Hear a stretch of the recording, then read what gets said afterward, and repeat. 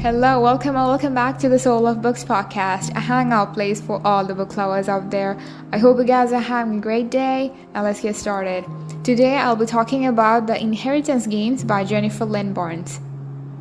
I'm sure you might have seen this book being suggested all over Instagram, BookTube, and other platforms, and I must say this one is a hyped one for all the right reasons. So, our protagonist is a 16-year-old girl named Avery who lives with her half-older sister after her mother passed away. Their father doesn't care about them, and they're left to take care of themselves. Avery is very smart but prefers to maintain a low profile and have plans for her future. So one day, a stranger comes by her school and asks her to come to Texas. They need Avery because apparently her presence is necessary for the reading of a will. She goes to Texas with her sister and she learns that she's inherited an entire fortune and more from a Texas oil tycoon, Tobias Hathorne, she's never ever heard of. So out of the blue, she's inherited everything Tobias Hathorne owned, and Tobias left nothing much sayable to his 2 daughters and his 4 grandsons, and this, my dear friend, causes an uproar. But things are not that easy for Avery because she learns that in order to get the inheritance, she'll have to live in Tobias Hathorne's palatial home for a year. But again, you'll be like, that's it? What's so hard about that? She just have to live in that mansion for a year. Like, that's it.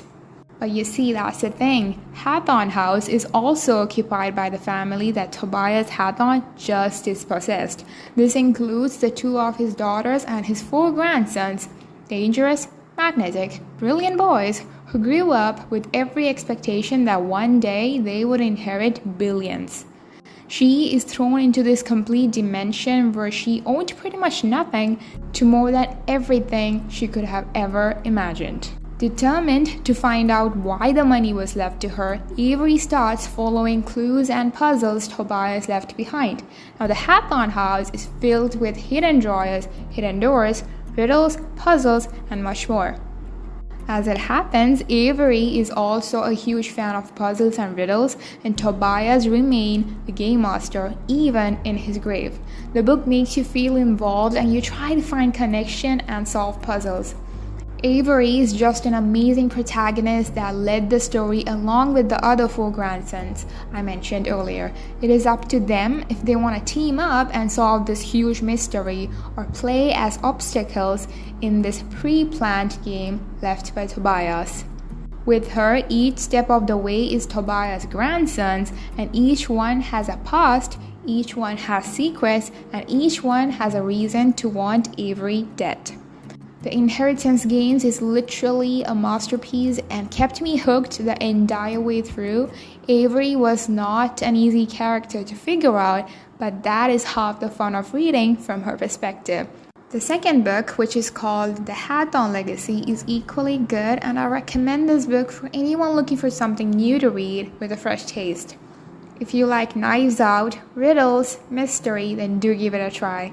The Inheritance Games is a trilogy, so if you are someone who prefers reading a series after it gets completed, then you might have to wait a little more. Because the final part, which is called The Final Gambit, is coming out on August 2022 unless there is any delay.